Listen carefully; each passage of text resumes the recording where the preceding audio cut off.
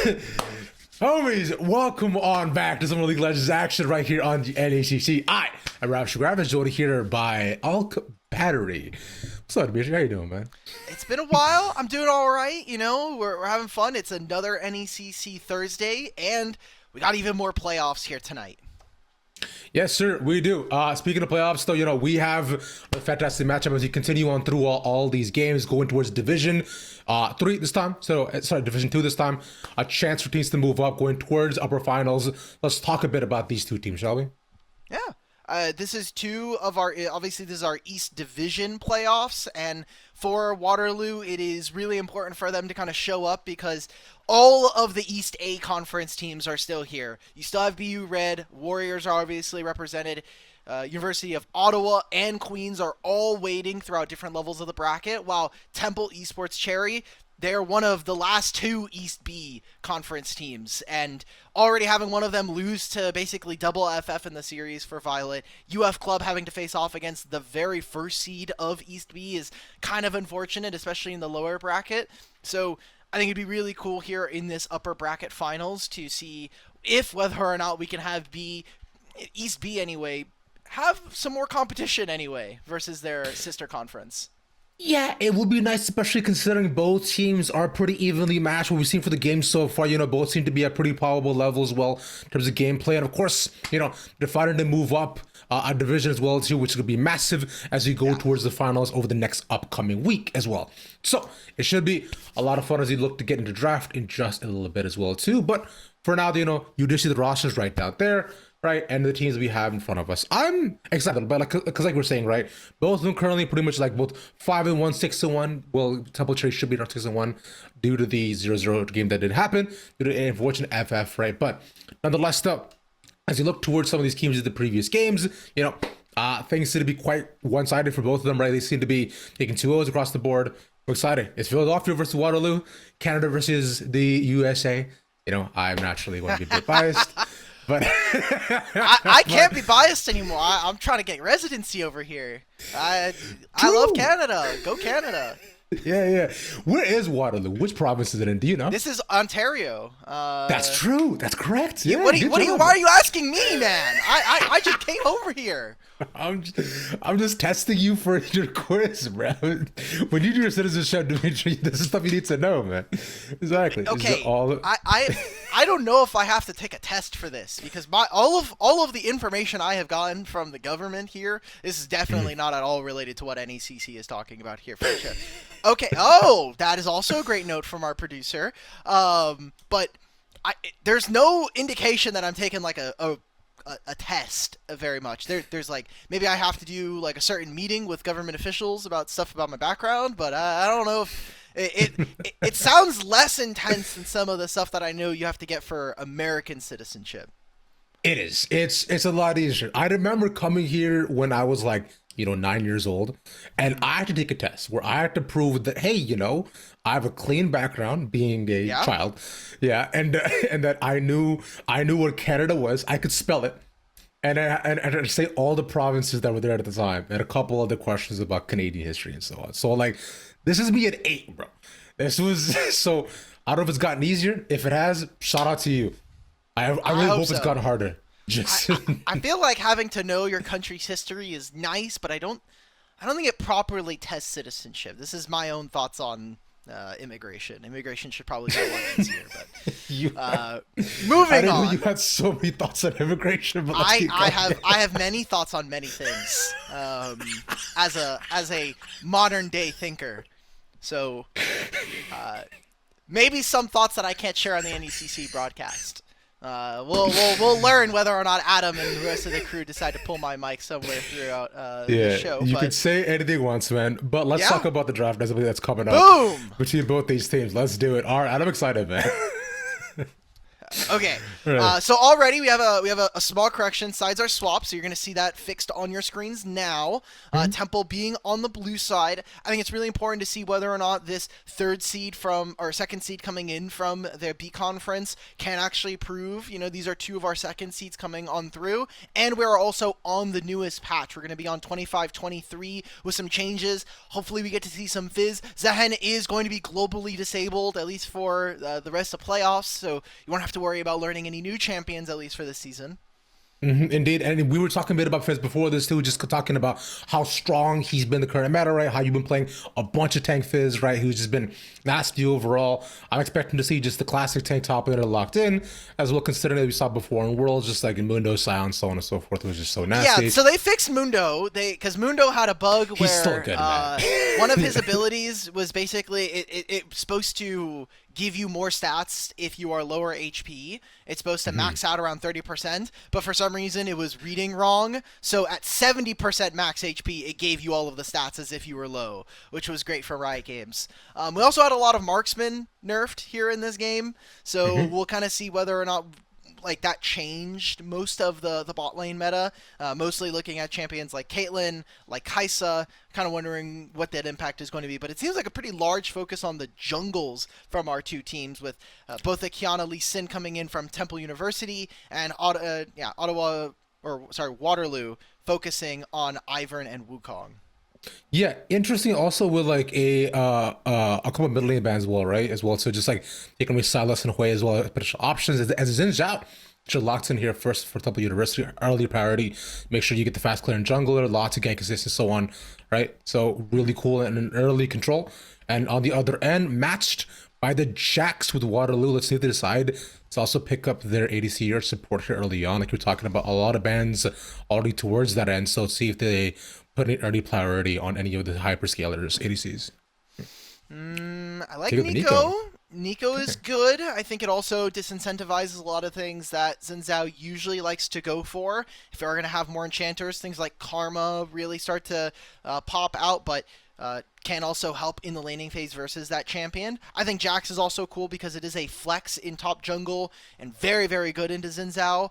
Temple, though, the Syndra is quite interesting. It's a way to hopefully get around the Nico and has a strong enough laning phase. I'm interested to see what some of the changes in mage itemizations over this year also do, because I generally just really like Syndra as a champion. Yeah, she's just standard, cool, easy, calm, collected, right? Now, there have been rumors and things of people saying that Syndra's become statue after no flash, but that just is what it is.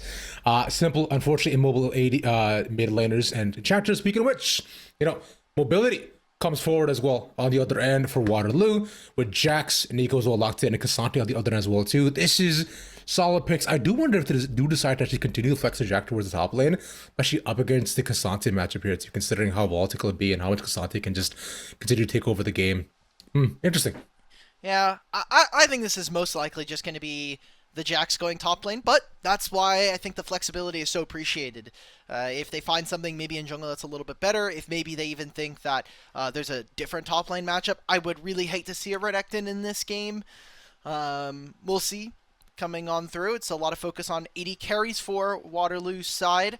You have, I think it's more of a case because we know Temple Cherry, they have a player that has played a lot in some of the amateur tournaments in tier 2 and tier 3. Psycho, a very big carry player when he is allowed to play some of his good marksmen. So Kai'Sa, Yunara, and Sivir taken away I think are very smart, but there are so many other champions. I always kind of remember Psycho for his Jinx play in particular. Exactly that. And no Jinx just yet, but the Mbessa here. So that will be the Mbessa versus Cassante's upside. Jax will remain in the jungle, as we're kind of assuming that Flex continues to reign. I am a big fan of Mbessa, ultra volatile, and that Ravish, is a choice. Do I have news for you? They buffed Mbessa's damage to monsters on her Q by 25 damage. I don't know if that's actually going to change anything, we have a lot of people who are freaking out about this change, even though Mbessa was already a good enough jungler, in my opinion. So this is still technically a flex. We'll have to wait to see where people are going to be locking it in. Temple, though, go for a composition that is very good at controlling space. Xayah Feathers, you're going to have Cassante and Xin Zhao as great frontliners. I think the flexibility of a champion like Xin Zhao to allow Rakan to jump forward is really interesting. Syndra's also great at controlling space, but it's all about the engage. And what I'm worried about here for Waterloo is that this team just is very fragile and doesn't have very easy ways of walking into your opponents. Like, how am I as a like an Mbessa supposed to walk forward and get damage down? I have to basically just land a blind ultimate. Maybe we're looking for like a flash leap strike and a counter strike coming on through for Jax. Aside from that, I do find it is particularly difficult for the Warriors to find much success in this game. I'd be interested to see how they're going to be able to get around that, whether that's going to be control of vision, maybe just slamming the lanes because you have an Aurora plus this Nico. Yeah, it's interesting, right? Because on the other end for Waterloo, right, where they have this just much more a pick pace composition set up, right, where you can like try to just basically pounce on somebody and just remove them from existence within a matter of seconds. On the other end, for Temple, right, this is well balanced, easy, good frontline, right? So this is like what I expect a lot more out of just like good scaling compositions out of them. So I think going towards late game, I think if Waterloo don't have a pretty prominent start, then I think Temple, may have some pretty clear advantages as we head towards there. But we can only assume and wait and see. Naturally, Jax and Mbessa have an opportunity to absolutely take over a game if are allowed a lead. But when can Mbessa do that? That's my like when I'm watching this, because you think about. You kind of just like shadow box these compositions versus each other, and Mbessa can be very domineering in the lane, but Cassante is eventually going to scale into a champion that has the ability to 1v1 any of these champions on the Rift. The Jax is going to have to utilize the strong lanes that he has so that he can get to his first item. He needs basically the first 2 or 3 clears unabated, and then you can start to be like, okay, fine, my Jax can now walk up into fights, but there's a scatter that's going to be able to stop you. And again, there's no consistent crowd control for this team. I look over on Temple University. I mean, just Xayah ult by itself is incredibly impactful versus like 4 out of the 5 champions immediately on their screen. And then Syndra scatter, Xin Zhao ultimate, all of these ways of stopping the Warriors from walking forward, I think makes it difficult for them to execute on their game strategy. And you're basically just hoping, if you are a Waterloo fan, win lane, win games, kind of. Yeah, it's tough, right? As we've been kind of expressing pretty much the entire time that we've been talking about this draft, that you're hoping perhaps even like for like a little a Nico fake out and then like a tower dive, which doesn't go as well anymore for the Nico ever since they patched her not being able to take tower shots, right? So it's just true. Bless you. That's also true. Yeah, so it makes it much tougher on their end. So, I mean, I'm thinking like, because here, what are some actual big power points that Waterloo can I'll actually look to try to abuse, besides the win lane win game stuff? I would imagine early ganks mid, just make sure the Syndra has no flash. You could possibly allow your Aurora to low roam bot, but then that's also just an assumption that I have from what I can find in terms of strengths here. I would definitely say for Waterloo, the thing that's going to be really strong is their first items. I really hope this isn't like, we've seen this phase out from Auroras. Just, I want to see more upfront burst damage. You're going to have a Trinity Force spike here for your Jax. Depending on what our Mbessa goes for, I'm interested to see whether or not this is going to be a Black Cleaver start or a Spear of Shojin. These 2 items really, I think, do a lot better when you know you're going into these tank matchups, but maybe you want to still go for that old tried and true Eclipse combo. I think on one item, this team is incredibly powerful. It's just after that I think gets a little bit worrisome. So they need to have not only winning lanes so that this Jax is allowed to skirmish, but you also have the ability to invade because of this Jax's ability to 1v1 or 2v2 a champion like Xin Zhao. Exactly that. So, I mean, naturally, we'll wait and see, right? Because, like, if they do actually manage to pull in early shenanigans here either. But for now, though, I think we've looked to kind of exhaust for what the options are until we get into game naturally, and which should happen in just a minute or so. But speaking of which, let's get into it. And we're on the winter map.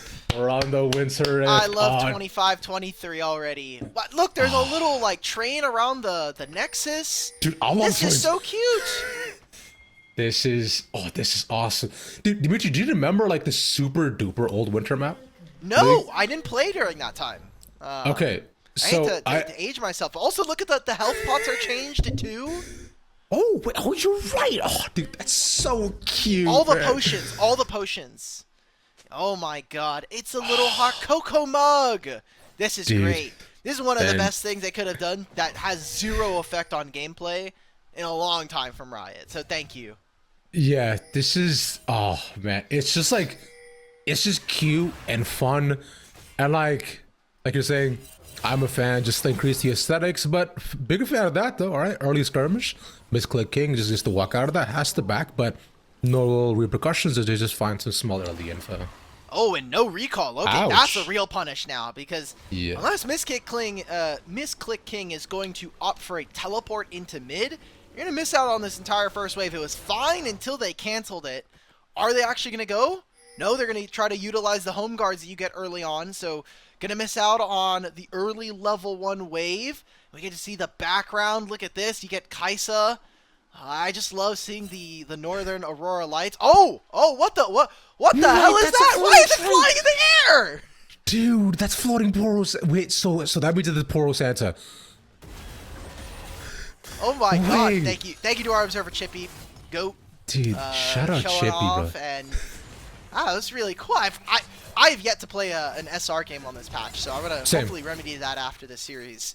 And as we come into this game, junglers are gonna start on the top side, so it's gonna be an abandoned lane for Chungus on the top with this Cassante. Should be able to hold his own, but hopefully this means we get to see a little bit more action between Waterloo and Temple's mid and bot lane. Yeah, my focus was definitely going to be more so on this bot side to see what either can get done, especially because they seem to be very skirmish heavy. Zyra, Khan, actually, Jin, and Nico. So for what they get done, especially, I'm hoping to see if Nico tries for any early roams, either two, but we'll wait to see what points they can look to find. Nonetheless, for now, though, you know, I think junglers are both moving towards the bot side, getting the full clears in. I think by the time then, we should see Psycho and Ravioli pretty pushed in, so an opportunity there, but nonetheless, just some trades. I think it's fine. You're naturally going to be able to push with Xayah, just the way that she uses her spells and the feathers, so should be able to help them gain push in that way. And as long as Ravioli plays it pretty well, you can always use the Grand Entrance to give that knock up and stop Agrosin from moving forward. So again, it comes down to Waterloo. Can this double range bot lane actually apply enough pressure and enough damage early on? Because a large portion of Nico's nerfs were to prevent her from making these tower dives. It's to make her a little bit easier to deal with in these situations. We're already getting a lot of push coming in from Xiaolin. Looks like they are pushing in, again, just having that mid priority thanks to them catching that early recall from Misclick King. Instead of going towards bottom lane, though, they looks like wants to jump up towards the top side here for Lambo. Maybe wait for the wave on top lane to come back, and maybe they can force a summoner spell out from Scorpion. Yeah, Lambo was seen early on and ping too, so, you know, due to that, so he just has to be forced off, so can't get anything done. So allowing them to just pretty much trade waves on bot end, especially with Sail-In. Actually, also believe got a deep ward there as well to right it on his red side, so possibly a chance to reconvene. Ravioli is just super low. Sail-In, pops through the portal, manages to get out, easy peasy. Okay. Let's see, what else? What else do we have here? I mean, Agrosin can show top side. We thought that maybe Lambo was going to make his way over here, but this seems like a pretty free kill to go for, honestly. Doesn't have very much mana. Yeah, I mean, it is looking something, but yeah, that's a just easy stun, gets the flash out, but I think the flash won't do him much good. Really, yeah, QW. Easy enough. Nice first. Going over to UW. Let's go. I thought maybe he had the Eves coming up off of cooldown. Ravioli does not land the Grand Entrance. So some more trading coming on through. He does like the W. That's an easy shot for Ice Ice. Take the first kill. Psycho tries to get a trade back. They both are decently low. Oh, the movement. The barrier popped. One more feather should be able to do it. And it reaches right on time with the Q. Pieces does no manage one more auto, but Can't get out of there. A good trade. Yeah, level 4 here for pieces, so that NECC does get 1 kill out of this trade. I would have liked to have seen Ravioli flash over the wall and not necessarily get back into Icy's attack range, but that ends up still being a pretty good punish for Waterloo. They get both of those kills, and they're able to stop this bottom lane from moving forward. So immediately now, we're 5.5 minutes in, and now Waterloo have opened up themselves a 3-1 lead, and the Feats of Warfare immediately. So feeling good about their chances so far, but they need to continue this snowball if they want to be able to have a stronger mid game. Exactly that, and we were talking about this, right? That like how like with the way the composition is positioned, I believe the words you said so aptly were win game. So yeah. And so far they're set up to do exactly that as you. But Lambo taking this early drag here, I believe not going to be contested by anyone on UW side. Jax is nearby, but we do see. I mean, no bot lane isn't moving either, as they are currently under towers. So yeah. All right, they just can't do much here. Easy enough. That's the tough part. There's not much for them to do. I mean, we just made a play on both our mid and our bottom lanes, so we have to recall. The wave's going to push into us. Saolin is going first. Lambo. Yeah, Grandmaster's uses stun too. Has to use the ult, and Grandmaster's might, but misclicking there to pick that up. Low though, unfortunately, so we'll allow Saolin to get the trade back. And then once again, Lambo reconvenes on the dragon. Well, that's not good for Waterloo. They would have really have wished that they had at least let their Jax continue forward. Had hit level 6, they're going to re-engage. Yeah, once we're able to find it, he's stunned. Eyesight's just stuck in CC'd for eternity, leaving Nexon to pieces. Oh, and the W lands from Xin Zhao, but they can't follow up. The healing from the Xin Zhao had max Conqueror procs, also had the, I'm assuming, Triumph kick on through, because basically got to live, plus the healing that you naturally get from your 3 talent strikes. So really tight play there for Temple University. This Cherry team making very good bounce backs here in this game. Ultimately, it is still not the dragon taken, but a lot of good gold going over to them early on. Maybe a play here in mid. Should be able to find it, son. Yep. Nice, dude. Easy clear to allow Misclick King to get away from that scot-free, especially with the flash being down though. So, playing close to the tower, nothing more given over. UW as far other ways to continue to scale their advantages. I'm happy about that though. If you are Temple, mid stays safe, you're still collecting these waves. A pretty costly mistake there from Saolin, not really able to find too much purchase in that last fight. Seeing a lane swap come on through for the side of Temple. They were the ones that initiated by sending their bot lane top. Icy needs to be so careful. This is level 6. Oh, if he had landed the W through the wall, maybe a little bit more information gathered. You know that this Nico's somewhere around mid. I think that could have been a solo kill, if not something a little bit more. Another excellent scout of the week, but unfortunately wasn't able to get rid of all the targets this time. Saolin finally gets to the pre-back with the help of PCs. And but instead, you know, it'll be a continuation of Temple of finding neutral objectives. Still never took that first dragon, so we're gonna hopefully see. Oh, you're right, yeah. Waterloo move over towards this. Feels good for Agrosin, who took most of his topside camps. He's gonna move into dragon. He knows that his Jin's also helping. They're moving around this Nico. Important to watch our supports here in this game. Nico not quite level 6. Ravioli does have access to that ability. And more importantly, where do you put Syndra in this game? Because you don't really want to put her into the Aurora as the game goes on. You don't really want to do it against Mbessa. I think we're going to be fighting over this objective though. Again, they find it. The smite might as well secure it. Agrosim goes in, gets a stun onto 2. There's a Blade Storm that you mentioned. They're able to dodge all the abilities. But here comes an Aurora toward side the portal. Lands the Q on a couple more. The lightning does strike, but unfortunately, there's not enough damage at all here just yet, as it is early on. No pop-outs to be spoken of on either side. Still level 5, and Pieces will die for it. An unfortunate piece missing causes them to lose, and there's the isolation that Chungus was hoping for. As a previous W did land, as we have a small... We got a legendary pause bug. I don't know. It's a spectator client thing. What I want to talk about here in this fight is I think Temple just pulled the trigger a little too early here. Yep. I don't know. Like, I'm hopping right back into game here. We're gonna go right after this dragon fight, unfortunately. Psycho's going to force enemy flash. Icy's Nice. just dead. That's a great shutdown, but I'm looking at other parts of the map right now. I mean, my Aurora is so strong, and I don't think they have very many ways from the side of Temple, at least for the next 5-10 minutes, of dealing with this champion. No, not at all, because you saw the Aurora was able to actually walk into the fight pretty easily, right? Just like cast 2 full decks across 2 different people, and from there, just like going into between worlds into, I think it was the ATN support as well too. So that just a complete isolation combo with the Jax, just giving such assassination power. Speaking of which, bye bye Miss Kling. Oh no. Oh well, that's bad. Thankfully, you've already completed your item. We'll see what Seolin can do going forward. Also, again, this is something that we just talked about a few moments ago. Where is Syndra going to be in one of these lanes? Because we've already seen that the Aurora matchup's not doing great. I think the only time you can put this champion in a side lane is if it's going to be matching Ices and Pieces. But outside of that, like, it's really difficult. And now we've already seen Scorpion get a kill now. Is only going to continue that snowball that we're expecting for Waterloo.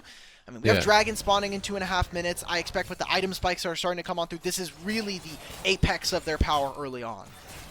Yeah, like unless MCK lands like insane scatters every single time, he's gonna die. It's on repeat, especially with the flash not being there. But because at least he's able to max the Aurora 4 now and get these waves back in his favor. But I'm looking once again towards the bot side. There needs to be some action. Both junglers converging once again, and Seolin also not going towards the bot lane.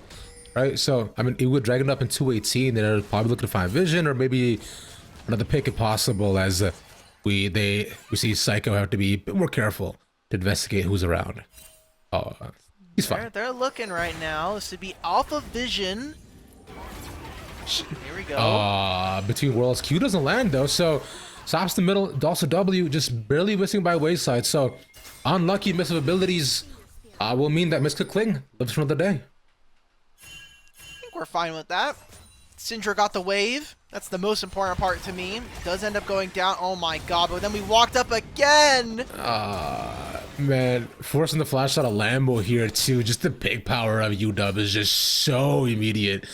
Everyone has to be careful, and that's half the sums down across the lane. There's only one flash on this line, which is Ravioli's. That's crazy. Damn, and that's really tough. I like this look from Waterloo. If you're going to get a free kill, you might as well take it. Seolin is already showing off on this Aurora.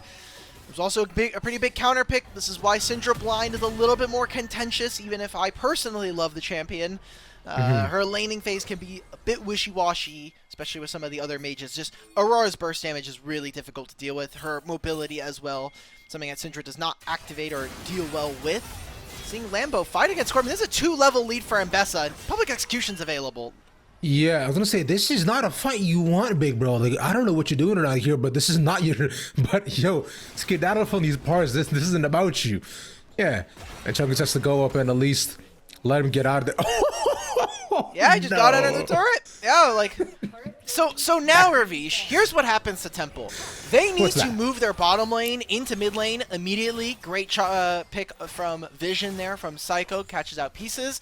But they need to get Syndra in this bottom lane matchup versus Jhin and Nico like yesterday. Because what's going to continue to happen is as long as Aurora is mid, she's going to always have kill pressure. She's going to have priority over the Syndra. And the lanes are going to suffer for it. The side lanes, Chungus is going to get taken down. Psycho and Ravioli can never really feel like they can get too much of an advantage because there's potentially a fed Aurora on her way. So we really need to swap up the lane matchups if you're at Temple University. And we were saying before too as well, right, Dimitri? You were saying how, like, Seolin especially has the power to be able to, completely isolate and dominate this game, especially when given lane priority. And we're seeing exactly that happen almost the entire time, right? Mr. Kling been unlucky at a couple of different instances, as we'll put that on hold. Scorpion is dead, so lane swap finally works in their favor with 3 being around, but almost not going in their favor. Oh man, yeah, brother, you need to leave. Mid is not for you. This is it's no longer your lane, buddy. This is Seolin's lane, and you're merely just renting the minions that are inside of it. Lambo gonna hopefully force on Icy, but the rest of his team is here. TP is coming in to try to help him, but we're 3v2 by the end of this, so this Cassante allowing him to live for a little bit longer, but This just feels like delaying the inevitable, and most definitely is.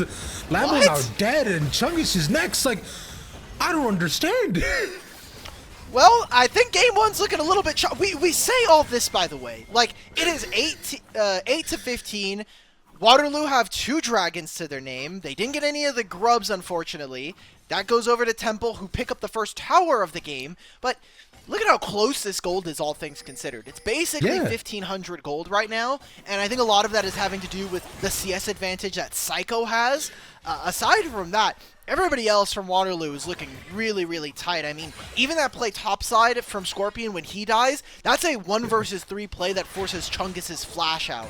And in that one right there, they got the teleport away from the Cassante anyway, so I really feel like Waterloo are getting all of the things that they want here in this game, and it feels like Temple are kind of getting pity prizes. Like, oh, someone's caught out on side lane, that's great, but I don't think it meaningfully contributes to their win condition. It's not really helping them in this game.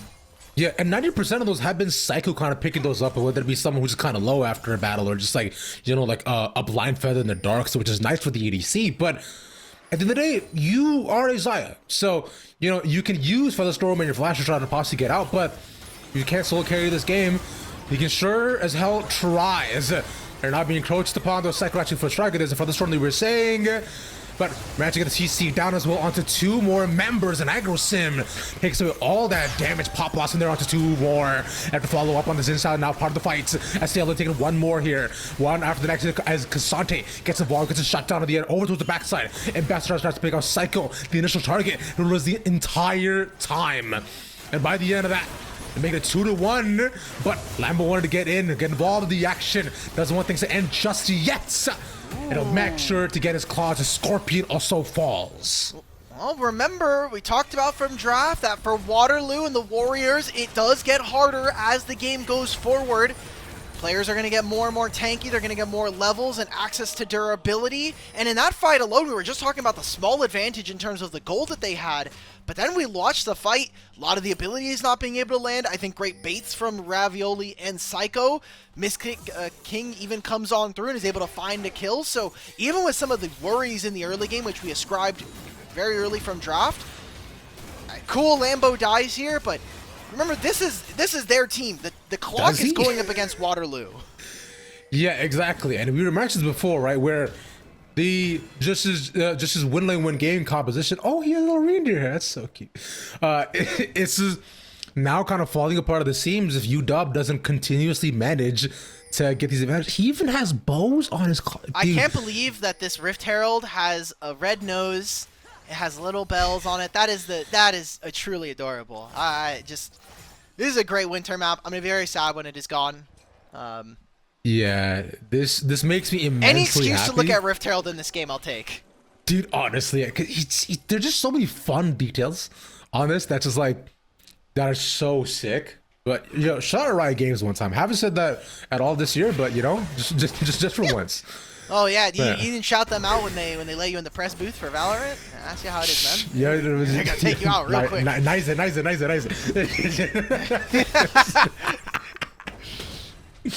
Point is that we're talking about League of Legends today, right? As we look to focus back on this game, right? I have to look towards now what the next move is going to be for UW, as they know they have to find some advantages as turrets have been going their way, but Rift Herald also looks to be taken by Temple side. Interesting development here. I think for Temple, they are very happy that you're able to get 3 grubs and Herald. This lets you now potentially move into the mid lane, look for that mid-tier 1. Pretty big focus coming on through from the Warriors, though. They want to grab this tier 1 turret. Beautiful Grand Entrance as well, taken by 1, but CLA managed to get them out and slow down Ravioli so he can't convert the rest of the members. That is a big cooldown as well, taken away for the potential dragon fight, but they should be able to take mid off this. Yeah, I mean, this is good gold now. I mean, you're going to get this. Ravioli just got taken out by Seolin, so that's all of their engaged. They already were missing spells. I think now for Temple, what I want to see from them is keep going. Let's see how much more gold we can extract. Get Psycho in a good spot where we have 3 items on our Xayah. We're going to move away from this. I mean, he decides, he knows that their shooters are coming in as well, and it's sail in. He'll take one more. Q, he manages to live for that long as pieces delays the inevitable, but as Psycho stuck alone, the damage was disgusting out of him. He'll take one. W doesn't land. Icy does want this. He needs just one Q, bro. Yeah, one more shot. There it is. A huge win there. Like, Sailin with this Aurora is just warping the game around mid lane, finds that pick on a Psycho, gets both of the summoner spells. Eventually it turns into a full all-out brawl between Temple and Waterloo, but in the end, Waterloo, I think, just have more tools at that time. And the problem with this draft that we talked about is, yes, there is that, like, balance you have to strike between not enough engage and your ability to actually deal with threats like Syndra and Xayah, but now they've put themselves on Soul Point, and that is one way I think you can kind of neutralize that. It is also a Chemtech Soul, so you will get some damage, some flat damage resistance, and even more damage when you are lower HP. So these are some of the few ways that they can do it, although I will note, we now walk into an Otacon fight. There is no flash for Psycho, but I'm looking at it from Waterloo. No flash for Agrosin or Seolin, and Ices still doesn't have that summoner spell available. So there's a lot of aggressive tools now out of the belt from the Warriors.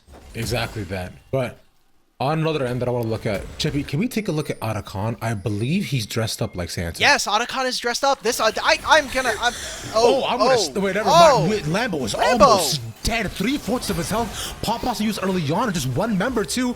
As look to pop in, try to find one more if they can. Psycho doing a great job of bringing the Fire Feathers over the wall, but it's just small bits of damage. Aggression goes in once again.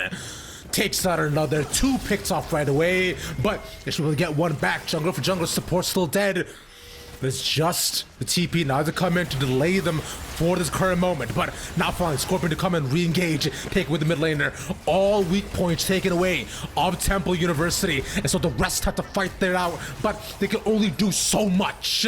There it is, Featherstorm dodged. Ice doesn't actually manage to see Psycho as he gets out of life, but just barely. Very close fight. While all this is happening, by the way, this 4-on-4 that went forward, I see looking for it. He's getting a lot of healing from the honey fruit there. Ends up getting the kill finally onto Psycho.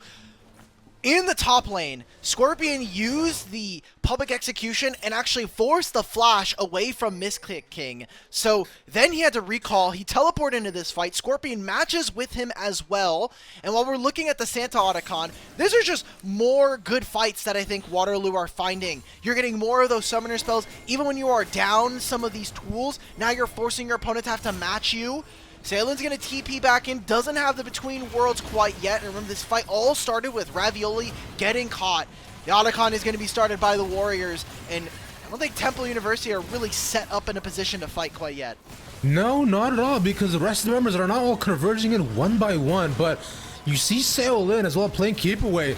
So can he look to pick out one of this Between Worlds once again on to combine with the Pot Blossom. Same combo they had last time, and just the same sort of perfection as well.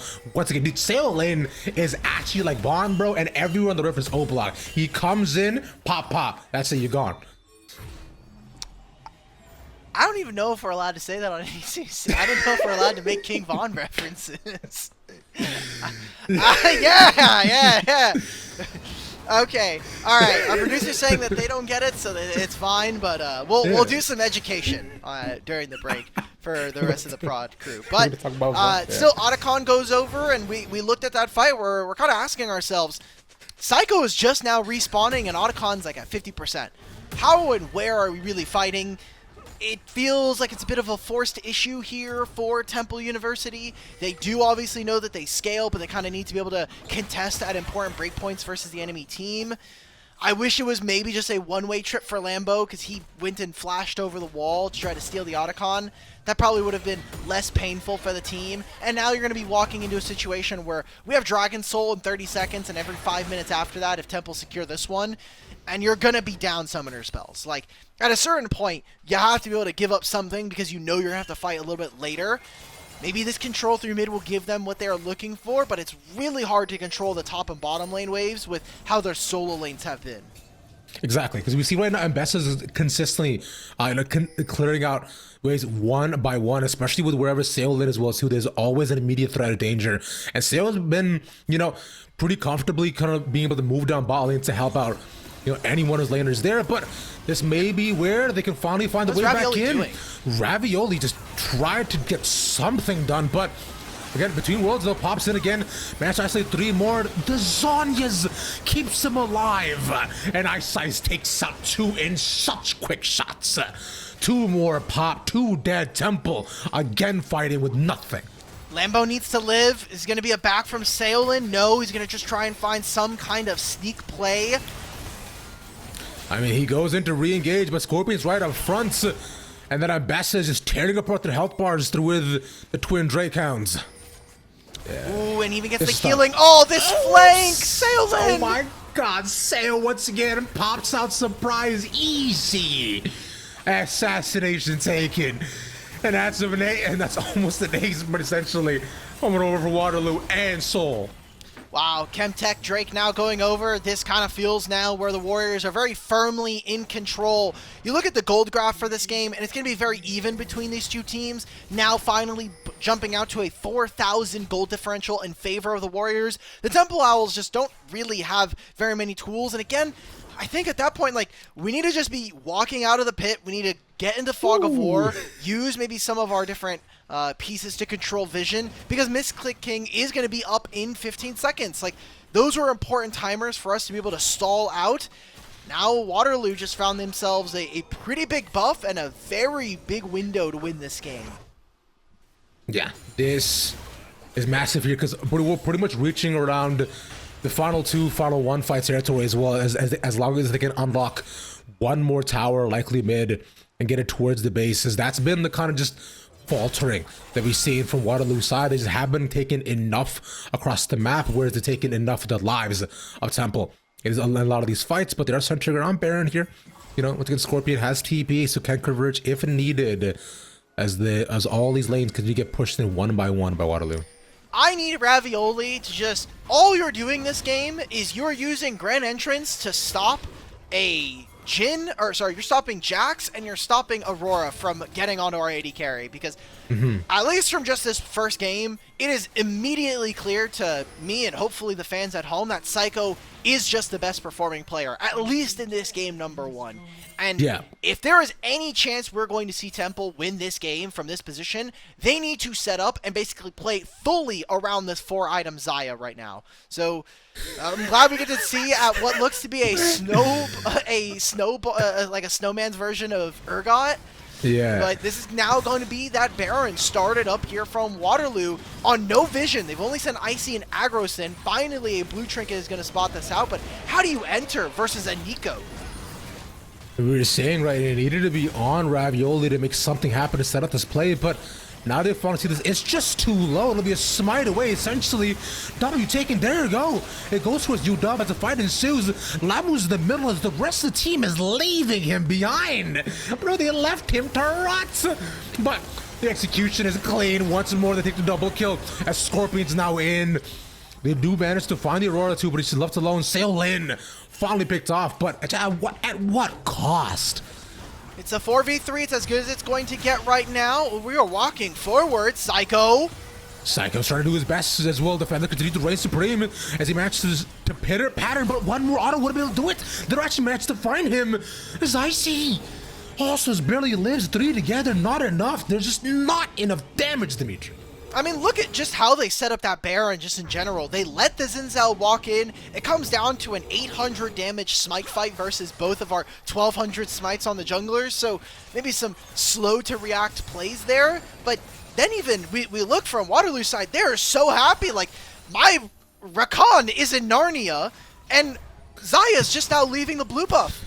We need to get on the same flight plan. I feel like Temple, they're just 1 second off from each other that they can maybe make it click, but everything in this game has just completely slid in the favor of the Warriors, and I want to watch how Waterloo Warriors now continue to steamroll this game. I mean, Soul's already completed. You'll have Baron for the next 2 minutes. Once that falls off, guess what the timer in the top left of our screen is? Elder's going to spawn, and if that's kind of the last gasp measure here for Temple University. If they want any chance of getting back into this, of even finding this game 1 win, it has to be here. Ooh! I mean, I don't know if it will be, though, unfortunately, as Sam has already taken away 2. And so Ice, with these nasty crits again, is going to remove the rest of them. And we're leaving Lambo to essentially try to escape where he can, but seems to be pretty much at a fallen cause. The rest of the team looks to open up mid, the base, and likely take the game from here. All right, if Scorpion's a genius, we're literally just marinating Lambo. Do not kill him. Do not kill him. You just want him at 1 HP and chase him out. The idea there is that the timer would have been fine. I think it's going to be okay anyway. There are 4 members, and I mean, 5 seconds before Ravioli, 10 before Misclick King and Psycho. I mean, yeah, it's a couple of seconds, but it's not going to do much at all, as they're just all there. They're going to complete the game, a couple more autos, and UW take the first W in this BO3. Waterloo gold. I mean, the Warriors are doing fine here. That was a 41 kill game from their side. A very dominant affair, especially in the mid lane. Sarah doing a good job. Part of the narratives that we came in with today was, I mean, for the B side of the East Conference, Temple Cherry and Georgia Tech are the last 2 teams remaining. This is an upper bracket fight, so they will have another chance to face off against another East A team. That'll be BU Red. Actually, I say that. Georgia Tech is gone. I misread the bracket. The only East Conference B team is Temple Cherry, so they are completely the hope of their conference now. Yeah, like, because if they fall down below, they'll be up against, they'll be up against the winner of what was between Queens U and U Ottawa, and then who wins against BU Red afterwards. So it's rough times across the board, but what isn't rough though, and what we can always count on, my friends, is just absolutely fantastic, absolutely fantastic blue light, because gamers, your eyes are taking a beating out there. Because look, their premium blue light, but by that blue light has you covered. Their premium blue light glasses keep you sharp, focused, and ready for victory without the eye strain.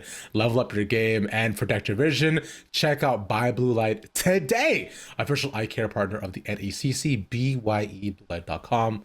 Thank you. We'll see you back after the short break. Homies, welcome on back to NECC Thursdays for League of Legends. I'm Ravish. That's Dimitri. Do you know what? I wasn't say your full name, but I stopped myself instead of just. Thank you. It's okay. It's not on my Twitter at all, guys. Like, it's fine. My full government name is not on there. But like Ravish was saying, we're here. It's the second week of playoffs, and we got a lot of important games happening at the same time. There's obviously, we have 2 separate matches that are going to be happening. We have a lot of the lower brackets are going to be happening throughout the next week or so. We're also going to be having our grand finals soon, which I think is really, really fun. And here in Division 2, another perk of being able to be in that best of 5 is the ability to potentially move up a division, go into Division 1, and start playing against some of the very best here in NECC. Exactly that. Like, people who've been towards the finals of Steel, right? Teams like Maryville and so on, right? Who just absolutely seen the upper echelons of both LCS talents and on kind of move through now, and I'm so happy I can call it the LCS again.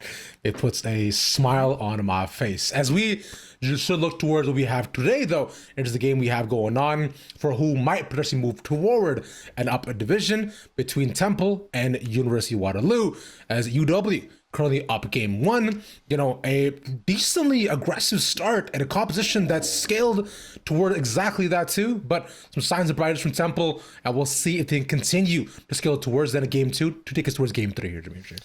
That's the important part, because for both of these teams, there are some stakes. Obviously, when you're playing in a playoffs, there's just that elevation in terms of pressure, in terms of what the match kind of means. But this is the upper bracket. So even if they are here to fall, they'll go down into the lower finals. They'll be waiting for one of the other East A teams that are currently waiting on either Queens, U Ottawa, or BU Red. Aside from that, though, for both of these teams, I think it'd be really cool to see Temple be able to pull off some kind of wins, because as we talked about before, it has basically been an East A playoffs here in this bracket, and not too many great performances shown off by the B sister conference. Yeah, it's been tough for the bees, who've kind of just fallen kind of game after game after game when just kind of progressive 2-0s as we look towards the bracket. And now, Temple has to carry the hope for so many with such little chances, and this has to be the game to do it unless they want to fall towards the lower bracket and in a final chance scenario once again, which is why double A limb is so based. I enjoy it very much. That way there's at least always a chance to do more here. But nonetheless, for now though, we'll wait to see what the draft and game ends up being as we wait for draft in just 1 minute. Both these teams and what they end up bringing up with us. Right now, you missed if you missed the first game, then it was basically just watching Warriors Gold really take Temple to task, and Temple Cherry didn't really have too many avenues in this game, so hopefully what I want to see is more of that style. I think we got to see a big focus in draft, getting rid of the Sivir and the Yunara here from Warriors. They knew where Temple Cherry really find a lot of success is through Psycho. It's going to be Temple with side select. They're going to be back on blue side here. I am seeing that the patch says 25-22. I'm going to assume... Yeah, we're going to fix that for everybody. And at the bottom of your screens, you also do see the Fearless draft bans. So what else and what is going to change here in this ban cycle for me? We saw the Kiana. Are we going to see double jungle bans again? Yeah, we saw early Kiana, Silas, and a couple more as well, and the Ivern again on the other end for UW. I found that should stay pretty consistent. And you saw how Temple, put a pretty early emphasis on getting the jungle, which it has Zin's out first pick last time. So I wonder if they do continue with that trend as well here. And Akali also taken away too. So just tons of mid lane executions, or exemptions, I should say. Okay.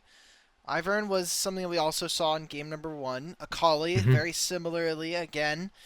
Kind of now for Temple, your focus, I think, does have to shift a little bit, because you got smacked in mid lane really hard. So I wonder if they themselves are either going to be prioritizing a strong blind in mid, or if they themselves are going to be looking for champions that maybe can either be flexed, or they even leave mid towards the end of the draft. They are on blue side, so it's hard for them to really get counter, and mid lane is such a flexible role that usually you do want to pick it up very early on. It's interesting, right? Exactly. And last time mid was, taken away right near the end of the first phase for UW, and they were able to dominate through that. And I wonder for, first sail in this time, as they're just completely taking away the options. Yunara was an early ban last time, the second phase for UW, but that is picked up early on to give over to Psycho here for Temple, and they were just taking away 3 more mid lane options. So I wanted to prioritize with a Jinx to continue forward. Yeah, this is good. Good punish.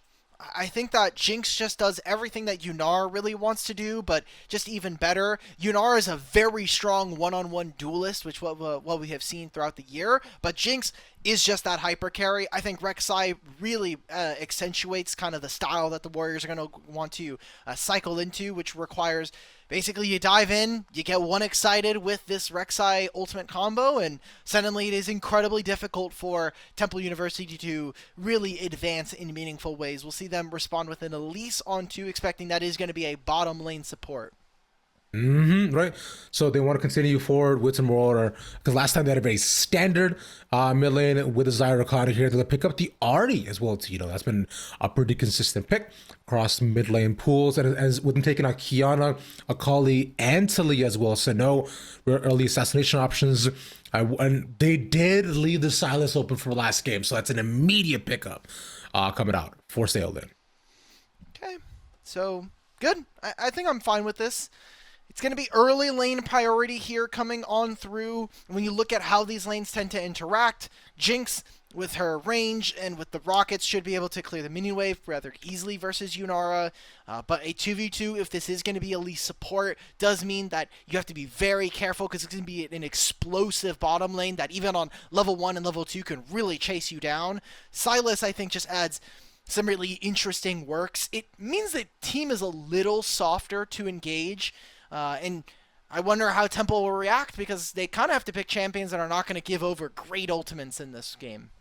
Yeah, exactly. And we were talking about engage options last time too, when we saw the kind of like pretty safe consistency where there were a couple of options coming out for UW for how they wanted to and could engage, especially in these 5v5s, but they counteracted that by just dominating early. And I would expect more of the same. No big stuns and CCs so far picked up, but we've taken away the Braum and the Poppy. On the other end, Alistar and Lulu as well, so to cut down support pool even more so. And there's the engage option we're looking for. One that can run down a singular lane as fast as possible. That's Sion for the top side. So already blinding it. Easy, safe pick. All right. Interesting, because that says to me immediately, like, oh, this is actually going to be a Rek'Sai in jungle. Also, Ravish, I don't know if you'd be saying based. I think this is one of York's worst matchups. It's bad. Yeah, it's not good. Sion just walks up, he clears all the little ghost minions. His ghouls, he completely clears them right away with 1 Q. They get absolutely eviscerated. And it gives him W stacks as well, so he's going to be even more tanky. Like, who on Temple is killing Sion in this game? Yunara? Yunara is going to take forever. And while that's happening, Jinx, Rek'Sai, she's on your back line immediately. This is going to be a Emilio on 5 coming on through. In theory, it is fine. Now that we know that this is going to be a Nautilus in the bottom lane and Elise in the jungle, I like it a lot more. But I don't think Emilio offers the same level of protection versus what Temple are going for. Temple have a lot of burst. They have a lot of ways of just picking out individual targets. But now we're looking at this. I'm looking at from mid position. Saolin had an amazing game number 1, and now we're going to be coming into team fights where he's going to have Spirit Rush to get into the backline or dodge out on different spells. He can even take the Nautilus ultimate, which gives them the pick ability. I think a lot of this has gone in the favor of the Warriors, and I think I'm hard-pressed to imagine a world where, with the information we have from game number 1 of this series, Temple are going to be on a really, really big back foot for this game, too. Exactly that. Now, as well, I'm also hoping if Saolin wants to, you can take also York's ultimate and use that as side lane completely as well to even leave the Maiden as well to do work, especially because he'll scale off the AP, so that means the Maiden will eviscerate minions off the AP scaling because of how much damage she'll be able to do. But that's just a side point as you look to get into the game once again. Round and round we go. Oh my god, he's so cute. Oh, I love it so much, man. Oh, I love this map. This is great. We're going to be seeing Temple University again exit from the blue side. Maybe they try to go for a level 1. I mean, it is Elise and Nautilus. So if there's ever a chance for it to happen, we're going to have a 4-on-5. Agrosim is not here. I also want to note some interesting developments. We can look at Saolin going for the Electrocute here in this matchup. We're also seeing a Dark Harvest for Lambo.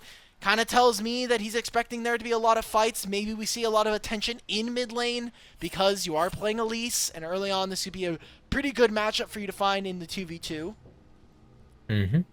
And especially considering all the attention that was paid to Saolin early on by Agros, and you definitely don't want to let him just run amok once again as he was. He did become a picking machine as we got towards the later stages of the game.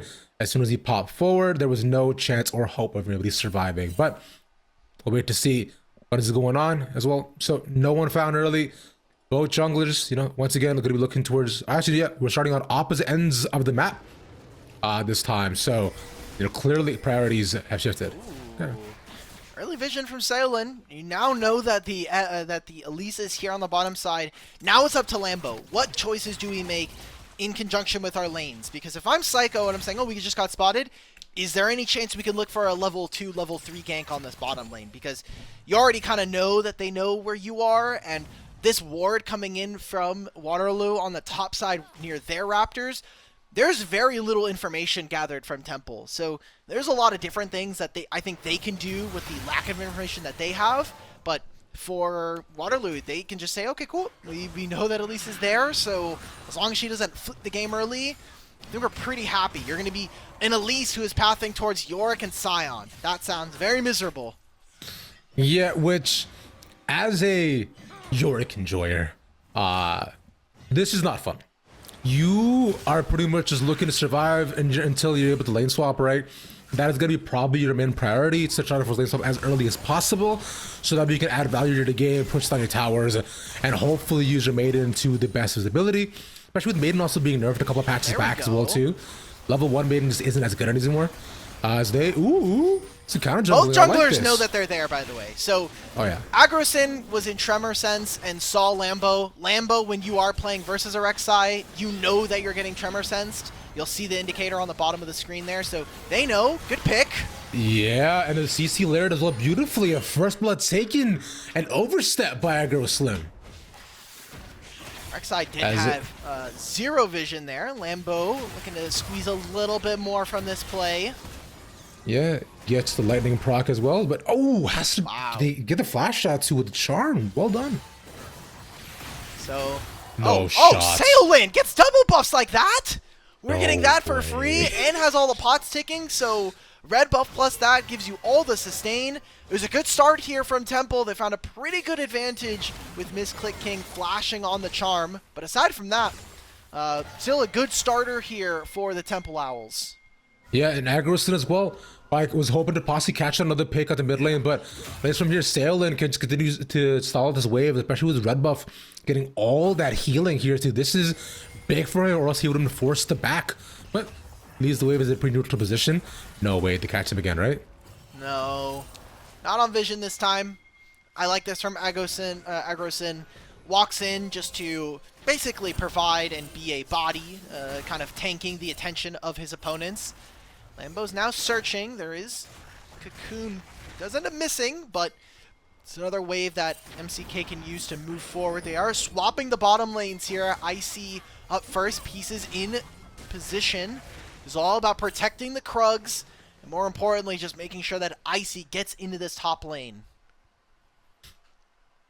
Yeah, this is a great start coming out from Temple as well. A bit more even this time. So, but we did see the game kind of teetered away slowly but surely, as it was due to the efforts of the laners of UW. But nonetheless, though, goal as well, maintain pretty even. And for now, at least Temple seem to have, some small tempo advantages for their end, as Lambo ensuring that things don't, completely get away from them. As there's early lane swap as we're protecting as well. There you go. Yeah. I think this would have been fine. I don't really imagine a world where you want to continue to have the Yorick versus Sion, but it's, I think, also just a bit difficult because you probably also don't want to put Yorick into the Jinx. I would imagine that there's a lot more interactivity though with that matchup. Yorick just having the Dark Procession makes it a lot easier. They're permanently swapping away from this matchup. They do not want to play in this 2v2. They just want to have Sion off by himself, and if he's the one that's collecting all this CS and minions, and really the pressure that Psycho and Raviola are able to put down, then I think it's a big win for them. You want to have your Jinx on 2 items, and that's really where I think Waterloo kind of have a big portion of their power budget spent on. Exactly that. And I think this is what we were hoping would happen for the Yorick anyways, right? So this is kind of like a win, at least for the top laner of Temple, at least, to ensure that he manages to stay in that. But instead, we'll trade back once again as, Saolin barely gets away with the Kingslayer. Just a bit of health to ensure that he survives. That's crazy he lives with a sliver. I mean, I respect the play. He doesn't know that Nautilus is about to join his lane, but he also doesn't know that the Elise is in that area, so a very close trade. Misclick King, not a ton of mana, but does still have the ability. Oh! No shot, though. The Q landing, and this small bit of assist from Pieces gives him essentially the solo there. That's a huge win. I mean, there was very little mana. That was an Orb of Deception, and basically had nothing after that, so Misclick King is now going to be able to walk back to lane. This opens up an angle for Waterloo to start up the Dragon. They put down the Chompers. They're trying to dissuade them from trying to go in. They put the CC as well, given over, but especially with the isolation of Agrosin will mean they will fall. It picks up one by one. Flash from Icy, but Cycle's chasing them down. The barriers will just slow them, and W's will one more, but not going to be able to land. ADC on ADC violence, and 2 gone for UW. That's just a good punish there from Temple. There's no reason for really this Rek'Sai to be walking forward in that manner. Great stun coming in from Ravioli and Lambo. It's Seolin, 1v3. Yeah, and he managed to take out the ADC oh so quickly with Lambo as well being quite low. He has to find a way to, he's just continuing to delay this once more. Doesn't have the ultimate here though, unfortunately, but at least the pick off. As They get pushed off of this. Agrosin died, respawned back in, and was able to tunnel all the way through here. So even with some of those kills going over to Psycho, it's going to end up still being a dragon given over to Waterloo. On one hand, you're probably happy, but look at the advantage now that Waterloo have. Maybe even a 4th kill here for Seolin. But he gets to start off 3-0, and if you're Temple, you're saying, I mean, I guess Psycho got a kill, but 2 of those went over to Ravioli. This seems like quickly another Seo win game, and I fear for the side of Temple University for what they can do. But at least, he doesn't have 5 good ultimates, only 2 or 3, so it's not, at least a small advantage they can hold. Smile. I'm sure, but yeah, those ultimates are pretty big, and the cooldown is reasonable enough that you basically you only have to cycle between 2 of them.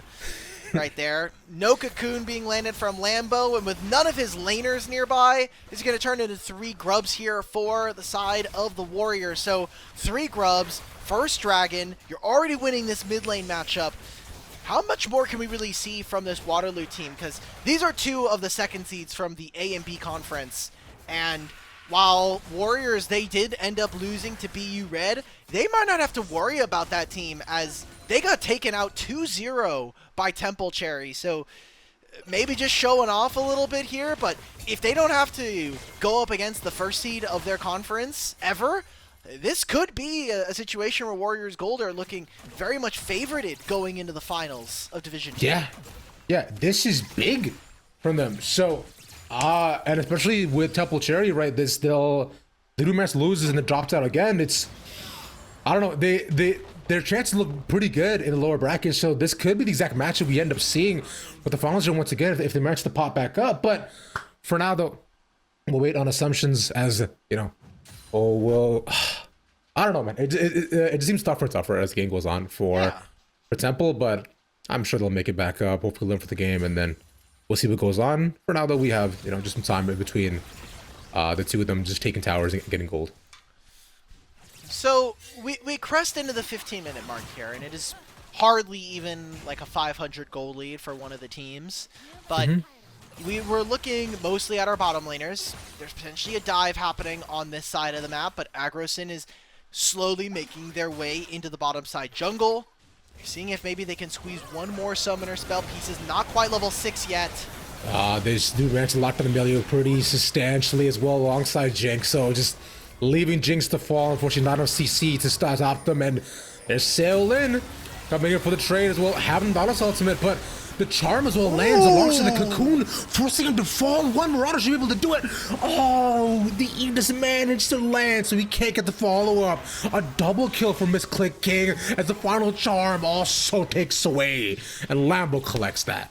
We invested so much for that play from the side of Waterloo, and for Temple, they come out big winners for this. They get a huge wave denied versus Jinx and this Melio. They even get the shutdown off of Seolin, and now get to turn around a pretty big gold lead. Barely 500 is what we were talking about before that play. Now 2,000 in favor of the Owls.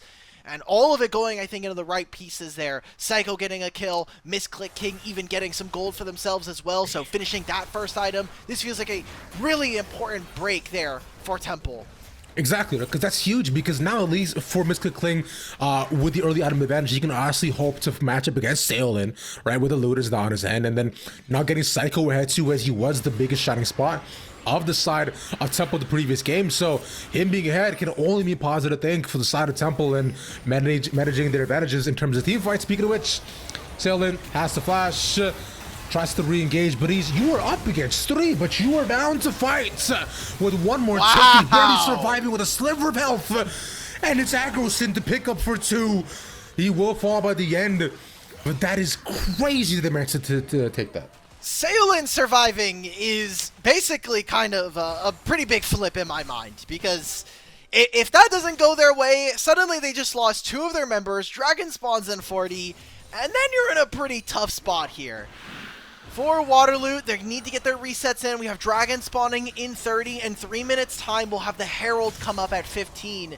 So very important for them to take their paces, make sure that we're getting the gold in the right places, and also spending it. Again, still no completed item here for Saolin outside of those boots. Really wants to have access to that rocket belt.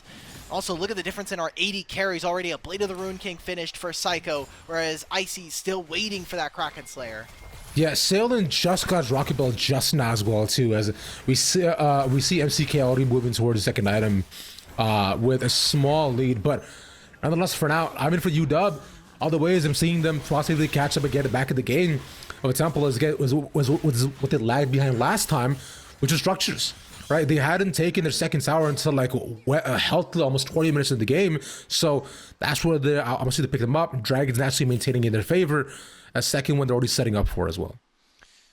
We saw Ravioli take a reset, get a few more wards. They want to try to fight over this dragon. Bottom lane River almost fully in control of Temple outside of a single scuttle taken by Agrosin, giving him vision. But aside from that, it is a very, very dark river for the Warriors. And if this Warriors gold team wants to walk forward, if they want to be able to really do much, they need their Scion to be there. So watching how Chungus affects the Scion and is hopefully able to keep him trapped will make it significantly easier for Temple to contest for this objective. That's the Scion ult, though. Are we fighting? I mean, using that at least, I believe he got a tower shot there as well too, but the issue is that Maiden is still alive, so he can continue to just scale down damage and also heal back up with his continuous Qs here too. So Chungus should be able to walk out of this pretty easily. Alright, Dragons being started here from Temple University. I think Ravioli has probably the most important job as your front line, as your main point of engage. Just point and click ultimate helps set up for the rest of the team. It seems like Waterloo are not going to really be able to contest. They are sending the Silas up there.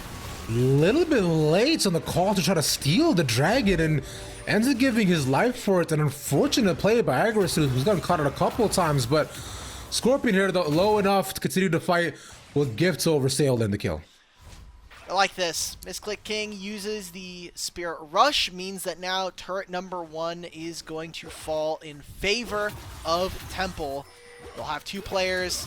Fortunately, it is 3 grubs. Does Saolin get this in time? If he gets first turret, then this guy's super paid. Okay, that would have been a massive tragedy if I'm Temple University and I somehow lose 1v1 as a Yunara versus a Silas. Doesn't end up happening. Yeah.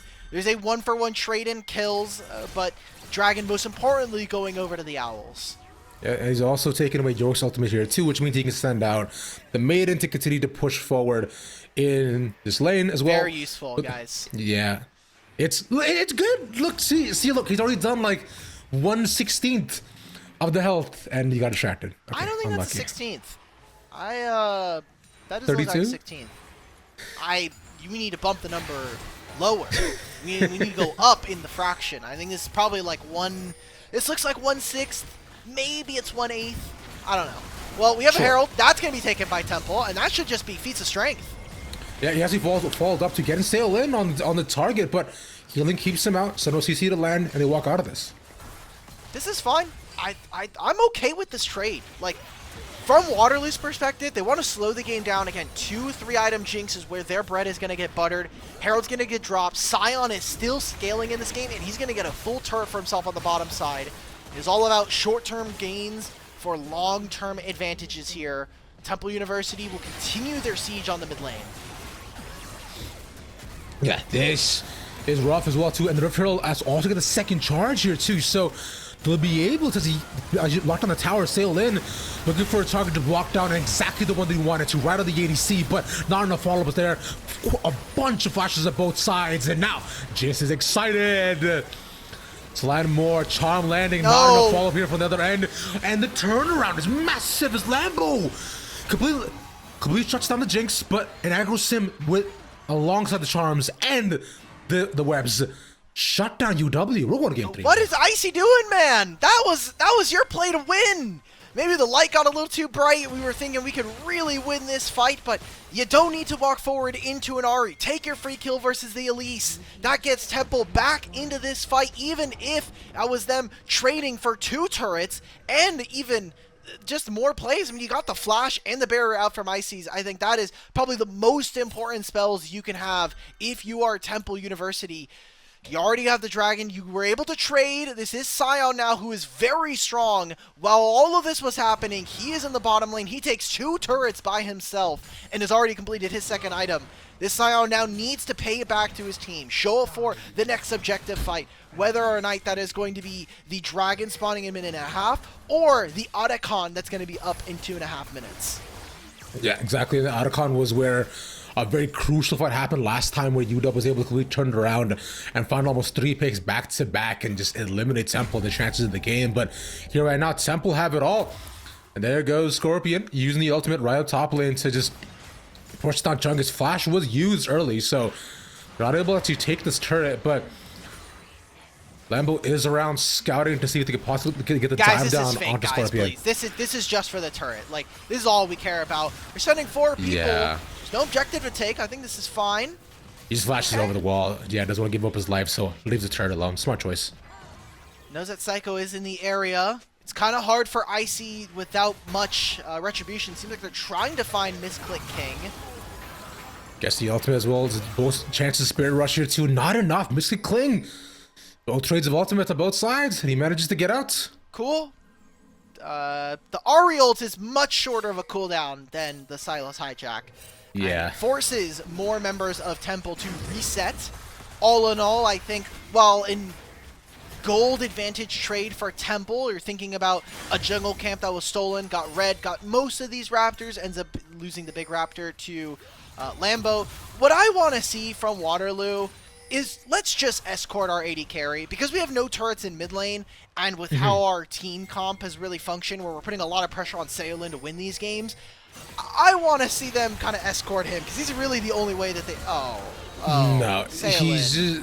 It's like, here's... Oh, no, and he gets the hook down as well, too. Pieces is not going to get out of there. Agrison next target, but luckily he can bounce over the wall, leaving Ice alone. That's Dragon gone. For sure.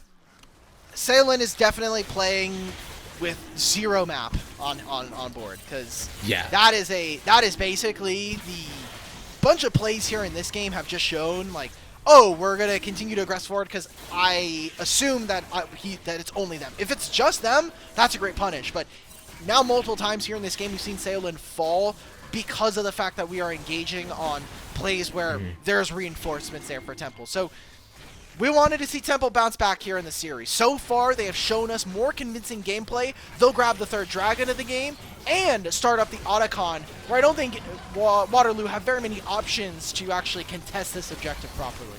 Yeah, and like, if I am to also take a small gripe at it too, like Saolin last time was just so far ahead.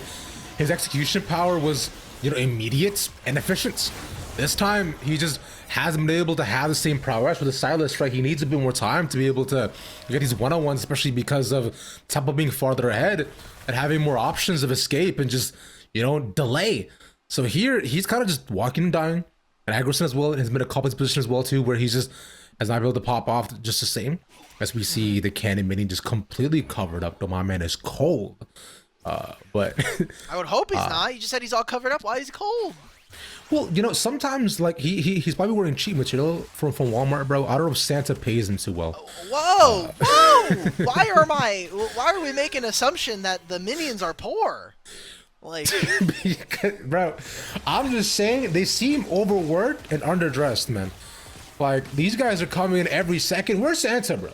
Where's the bus? What's up with the fit inspection, bro? Like, we're doing a lot for these minions, and all they do is give you gold, they give you experience, and they keep spawning. Like, there can't be that much of a breakdown of this one. I don't know. I feel like we're doing a lot for these minions. That just these are humble minions. These guys show up, and they very consistent, by the way. Show up every minute. You're right. Yep. Yeah, it's unlucky.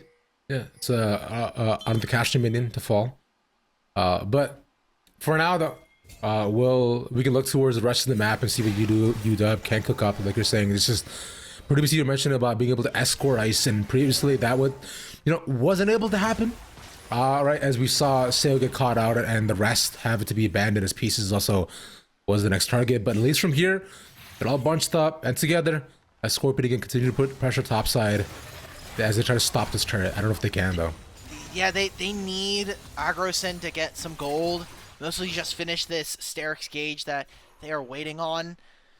Also, I will mention that Icy's build on this Jinx doesn't provide as much damage. There's a lot of movement speed, thanks to the Phantom Dancer, and a lot of attack speed that's available, but just damage is not really there. Kraken Slayer is definitely an item that not a lot of attack damage attached to it, and requires very long fights, which great if Waterloo can get that. I don't think Temple are ever going to give them that opportunity if the choice is allowed. So now that the game has slowed down at least a little bit, it is Temple with a decent enough lead. And look where the items are. I think more importantly for me, I'm looking at Misclick King now on 2 items. I'm looking at Psycho, who is sitting on 3. He has been the mainstay for this team when it comes to carries. Trying to make this pick. It is a Scion, guy. This is such a fake pick. Who cares? We can't be doing this like every 4 minutes. We go up top like he has 2.5 items.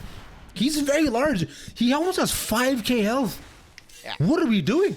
That's tough. And really all it is they got the Scion ultimate. Now we're going to be a minute and a half before either Dragon or Baron spawns. You can see how difficult it is for Waterloo to clear these waves as Temple University just continue to apply pressure and really move this Nautilus and Elise combo around the map to be a deadly duo. Yeah, as we've seen before, Lambo has been instrumental in landing web after web, just crucial amounts of CC layered over with Misclick King to get Aishi's before, to get AgroSyn, to pick off Salen a multitude of times. So he's been putting in work, and as the game goes on, he kind of will become a CC bot.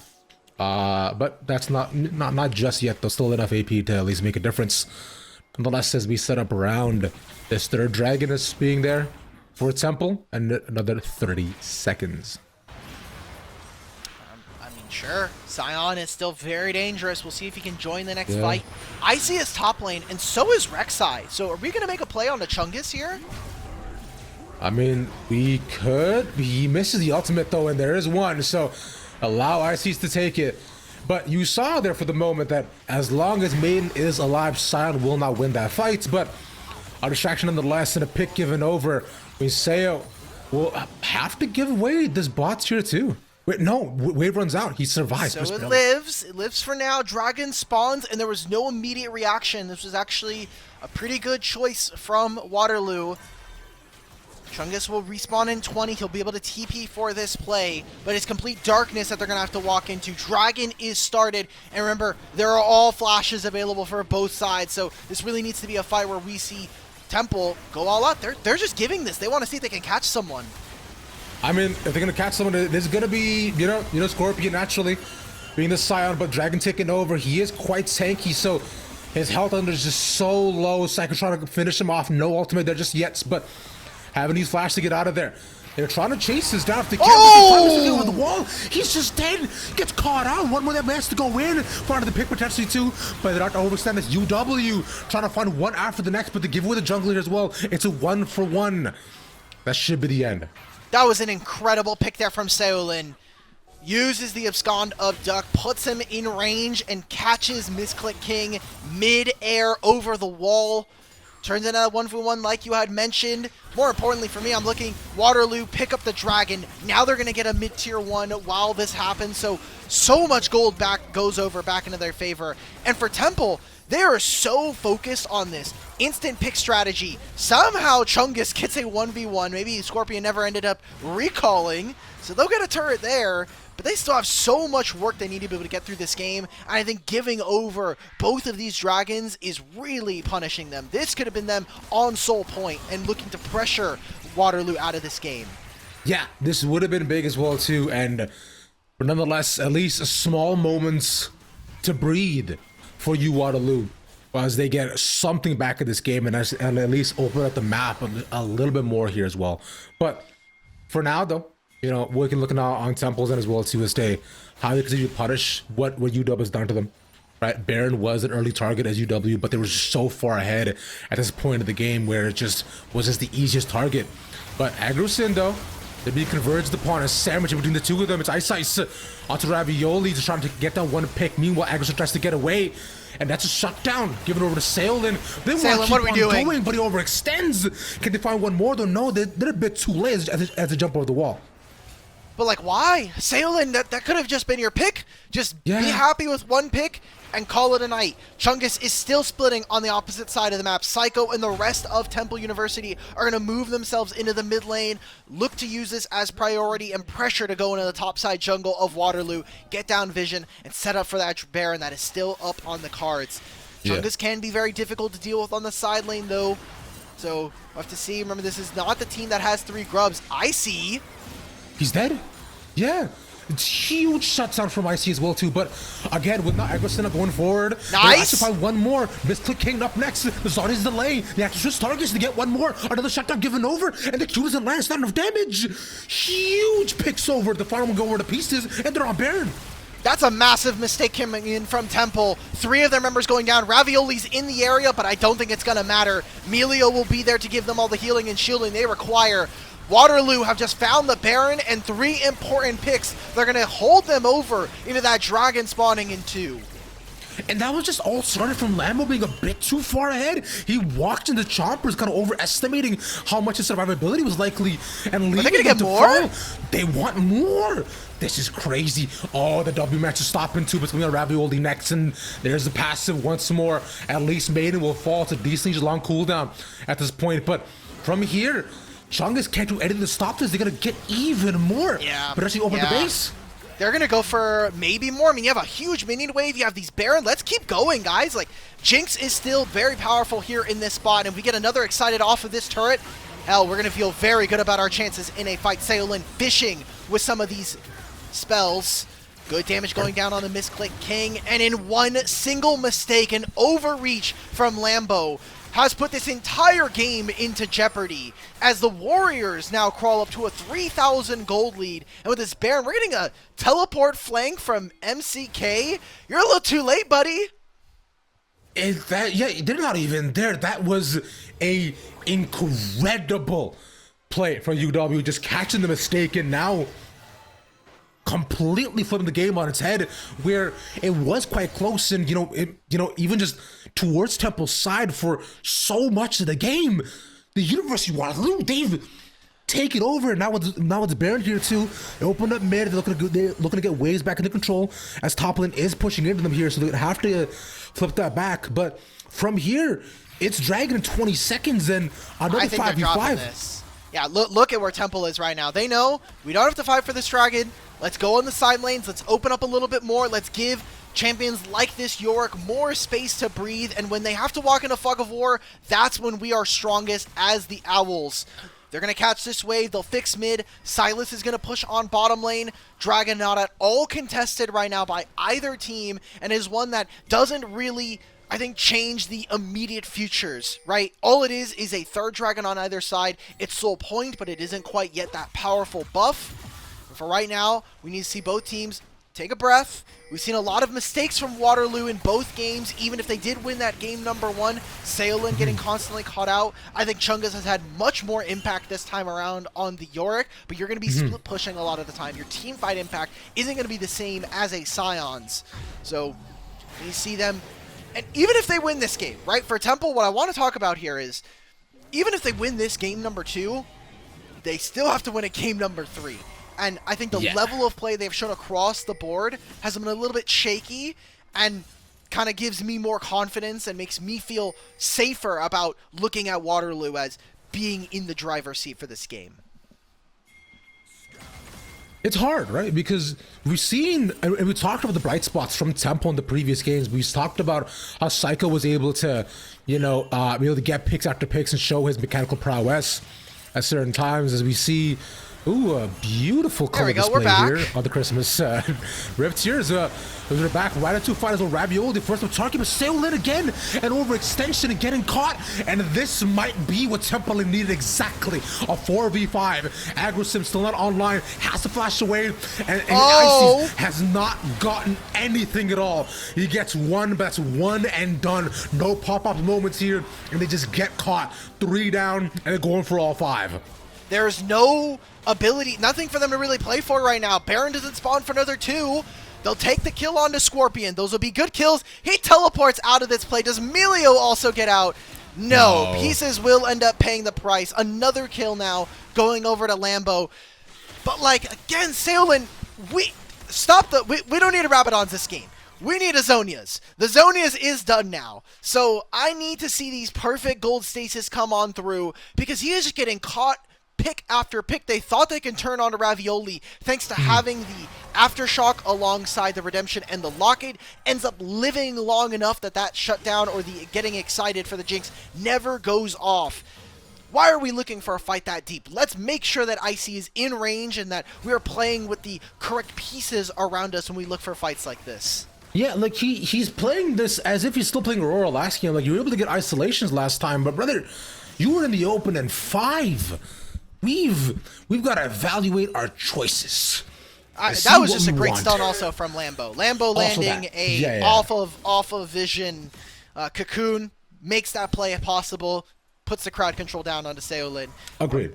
Ravish, we're now at a really interesting precipice. This game has been, again, very close between our two teams. It has been, I think, Waterloo getting more out of the advantages that we have seen from them. But Temple, whether it's Psycho in these team fights, Misclick King having a much better time here on this Ari, or even Chungus having those big moments, I think we are seeing that Temple are able to fight back, but it always feels, in both of these teams really, 1 step forward, 2 steps back. Like, we're doing good progress, and then we have that big misplay around the bottom side where 3 of us get caught out and potentially lose our inhibitor after the Baron. For Temple, it's cool, or for Waterloo, it's cool. We won a big team fight, and now Seolin gets caught again in the middle of a fight. Yeah, essentially, it's just a game of who can make the worst mistake that we can punish the most. And previously, you Waterloo has shown a propensity to, find more off of that, but currently, with plays like this, they're now just slowly withering away in this game. Although it's not truly lost just completely, but with now Baron being up, this is what Temple needs to ensure that they can maintain this lead once and for all. Nobody's in the area. This might just be an Icy's ultimate steal super mega death rocket. Not quite on the way. Gets the execute. That's a huge steal for the Warriors. Bottom lane, we're seeing Chungus continue to split, but even with them taking the Baron, it might just be a pity price for them. 50 seconds before their their Hextech Soul is up. I mean, they're trying to get down Chungus, but it'll take a decent bit. Meanwhile, Lambo is also here, so he's delayed long enough for the rest of the team to make it. Actually, he's delayed by himself, and he takes the Nautilus ultimate, but has to give it the flash for it, though, as he mentioned. Oh, no, Chungus! The top laner. Finally, he falls, but it's just one as the rest of the team gets out. You say it's just 130 seconds, Seolin. Do not get caught out here. He has the Zonias and still has the Nautilus ultimate. They're going to look to push on this next wave and move into the Dragon. Scuttle is taken by Temple, which gives them good clarity and be able to control. Instead, it looks like Waterloo, they want to try to push for the end? I mean, you're going to go for one more objective. You're going to look for an inhibitor tower here. Chungus respawns in 30. Yeah, so at least on a 4v5 base defense, so they're trying to make sure that they don't give up another base tower and inhibitor here either, but they want to continue to try to fight this. No! Oh, no. All right. Stay in anticipation for what. And we're back. Incredible, sensational, stupendous. We just saw a bot lane push coming out from UW to go right towards the base of Temple University.